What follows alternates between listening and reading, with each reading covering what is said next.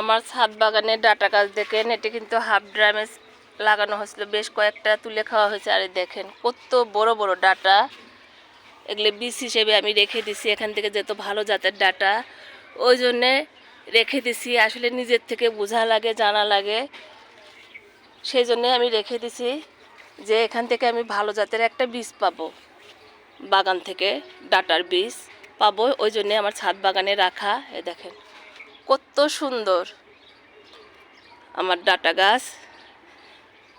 যখন আবার পারবো তখন আমি শেয়ার করব। হাজব্যান্ড শুধু বলছে তুমি খেতে পারবে না, খেতে পারবে না। আসলে খাওয়া যাবে কি না আমি জানি না, এইভাবে তো আমি কখনো লাগাইনি, কখনো খাইনি। খাওয়ার পরে আসলে বুঝবো যে আমি খেতে পারবো কি না, যেহেতু বীজ রাখছি।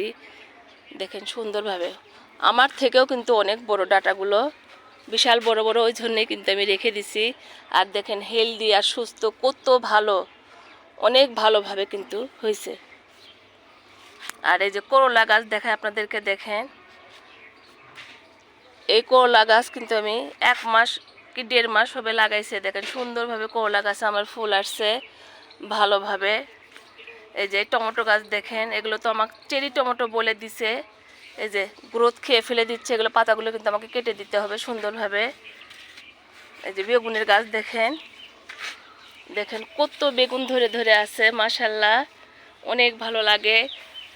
যেহেতু আমি নতুন বাগানে, আমার হয়তো অল্পই হয়, যেহেতু আমি এভাবে কখনো বাগান করিনি। দেখেন অনেক ভালোভাবে ধরে আছে।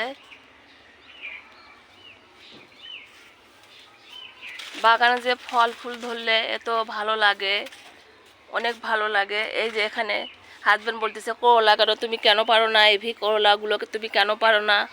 আসলে মায়াও লাগে। আর ভালো জাত যেহেতু, এখানেও বলি যেহেতু ডাটা সম্পর্কে বললাম, এই দেখেন এটা কিন্তু আমি এই ড্রামে আবার সুন্দরভাবে সেট করে দিব।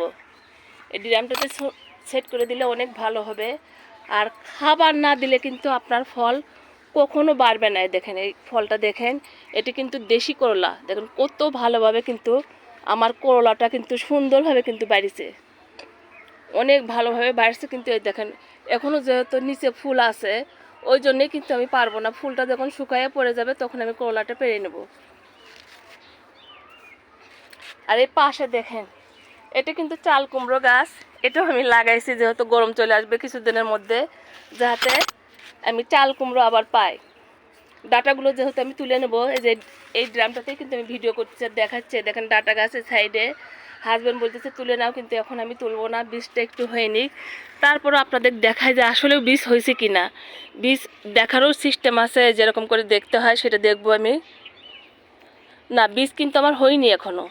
বীজ যখন হবে এখান থেকে কালো দানা দানা কিন্তু বের হবে, সেটা হয়নি, যেহেতু আমি রেখে দিব। সবাই ভালো থাকেন, সুস্থ থাকেন, আসেন বেশি বেশি বাগান করি। আল্লাহ হাফেজ।